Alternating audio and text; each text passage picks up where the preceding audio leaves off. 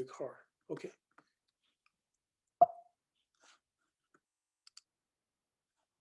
Okay, so entries to record impairment loss. Okay, impairment loss. So both asset side and equity side must decrease. Okay. The cost model, if you are using cost model, write down is recognized as a loss in the income statement. Okay, that's going to reduce your return earnings, right? For revaluation model, which we just learned at the beginning of this class, impairment loss goes through profit or loss unless the asset has a revaluation surplus. That's the time you are going to the OCI, right?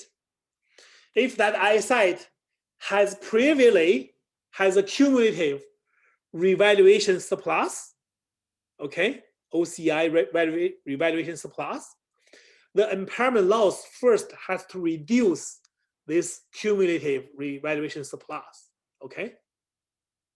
And then they can be recognized, right? Same picture, right? Same picture here. If the asset has a revaluation surplus, loss would flow OCI first until the surplus is exhausted, okay? Does this make sense? Yes. And sorry, OCI would be recognized in the equity, correct? Yeah. Yeah. Balance sheet.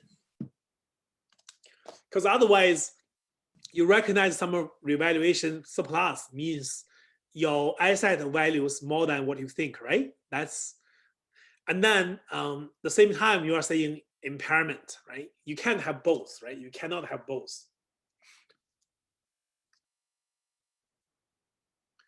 Okay, adjustments to depreciation and amortization. Okay, so impairment will reduce the net book value, the carrying amount, right?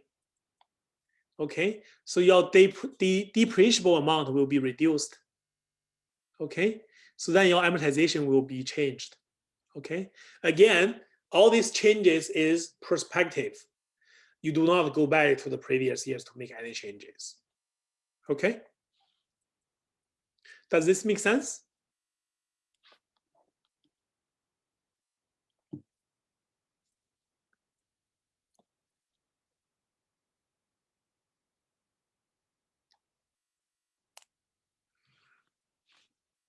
Yeah, this is okay. Okay, thank you.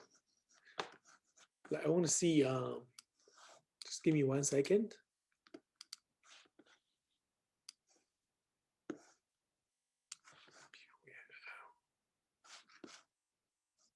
So we have 31. Just give me 1 second.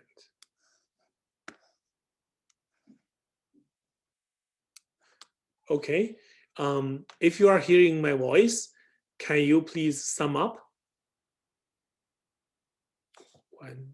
1, 2, 3, 4, 5.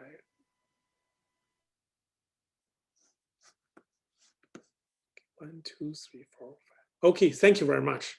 Yeah, I understand that. I'm just trying to understand this online teaching, right? I honestly, I enjoy better about the in-class, right? So I can have eye contact with students. You know, you have more, engagement interaction. So sometimes I just want to check the engagement level. Okay. Classroom is so much better. Thank you.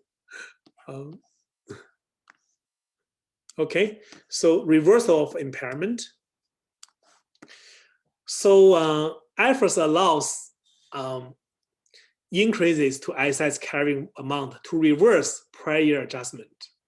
In those questions, the indicator is economy is bad, right? And now COVID hit our economy, but maybe in 2 years when we all have vaccinations, things will come back, right? So the impairment you recorded now, right? Maybe in 2 years later, right? Maybe it should not be an impairment loss.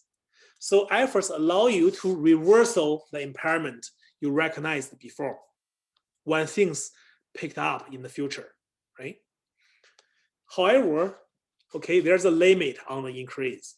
So the idea is you can never, after the increase, the reversal, the carrying value can never go beyond the original carrying value prior to the impairment loss, okay, adjustment. So you could reverse the impairment, but you cannot make it more than the value prior to the impairment adjustment, right? That's So basically the maximum we can go to is the original. Yes, exactly. Okay, so the reversal will not result in a net carrying amount that exceeds what would have been obtained had no impairment being recorded.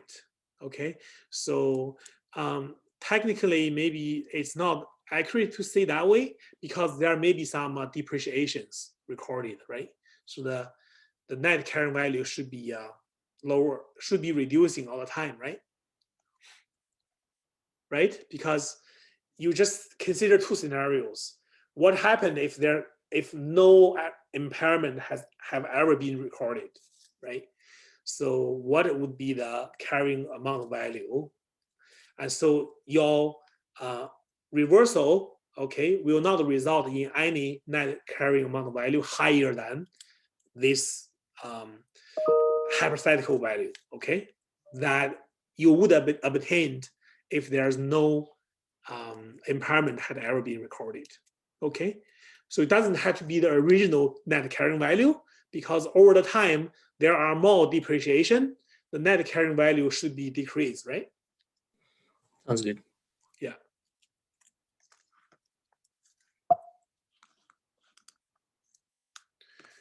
Okay, so let's compare impairment and the revaluation, okay?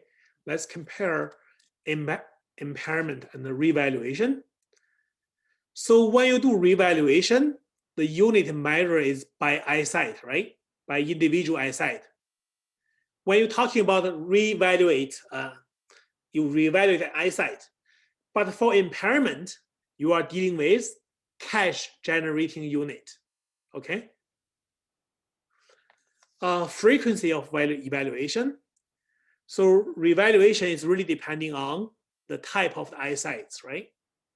Okay, type of the eyesight, how quickly the price changed. For impairment, okay, you have to do annual testing if the eyesight is intangible with indefinite life or goodwill, okay? And you have to do annual search for indicators that the eyesight may be impaired, okay? Value measurement, revaluation, you consider fair values. You don't consider the cost to sell, right? For the impairment, you consider fair values less cost to sell or value in use, whichever is higher, okay? So can you see the difference between revaluation and impairment? Okay, impairment always goes one direction, okay? You always recognize impairment loss. But for revaluation, you could have a loss. You could also have a gain surplus, right? Are you okay with the difference between impairment and the revaluation? Yes. Yeah. Yes. You learned a lot of things today, right? Okay. Impairment standard in ISB. Okay, there are 4 significant differences between IFRS and ISB. Okay, so for IFRS, you have to search annually for indicators of impairment. But this is not for ISB, okay? ISB use undiscounted cash flows. Okay, remember when we do the question, you know, we had to do the present value, right? Discounted future cash flow. But for ISB, they don't do the discounted cash flow. They just add all the cash flows, okay? So basically they ignore the time value of money, okay? Just to make it easier, right? Because the idea is ISB is simpler than IFRS, right? So that present value calculation is too complicated. So ISB is just the sum, right? It's just the sum. ISB do not permit reversal of impairment, okay? ISB does not permit revaluation model, okay? So for ISB, it's just the cost model. Impairment losses always flow through profit or loss, never goes through OCI.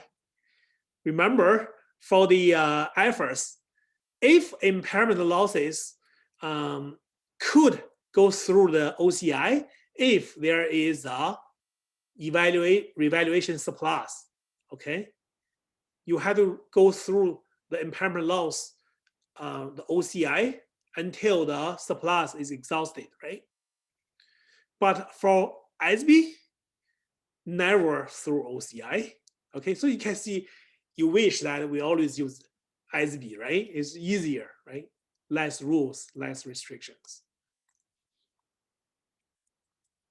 Are we okay so far? Yep. Okay, so now economic roles of impairments. So IFRS and ISB require enterprise to write down impaired assets to their recoverable amount. Okay, both standard require enterprise to write down, okay, from the book value to recoverable amount. Okay, why? Because we should tell the bad news to the users immediately, right? We want to make sure our assets is not overstated. That's the representation of faithfulness, right? Conservativeness, we want to be concerned. We want to be more conservative, right, in terms of earnings, right? Impairment loss will reduce earning.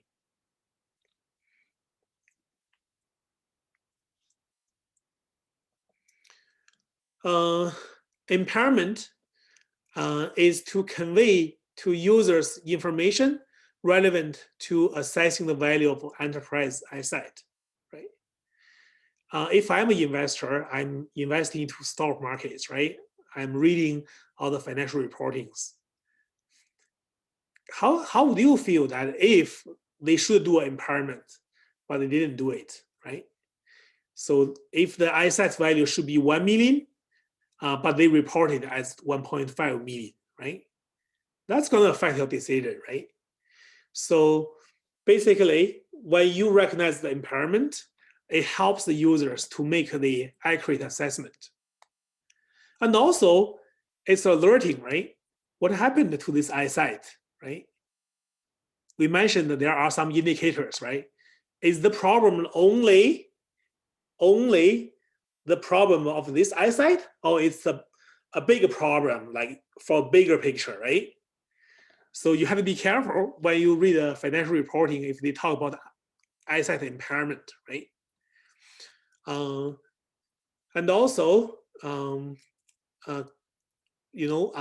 conveying information is best served by measuring asset using the revaluation model, which involves both downward and upward adjustment. Okay, so when you use the revaluation model, because it allows the adjustment in two directions, right? So you are conveying informations more effectively, right? So you are reporting good news and also bad news, right? So you are not just like impairment, right? You are only recognizing the good, bad news, okay? So that's the revaluation model. Okay, so I'm gonna stop here, okay? So for investment property, okay, I want to quickly go through this, okay? The most important thing for this course, right? I want for sure in for CP exams, you want to know what's the revaluation model and what's the impairment, right? Those are very, very important. In the last year's final exams, I do have a question about impairment and a question about revaluation. Okay, so make sure you understand this. So for investment property, just give me 1 second.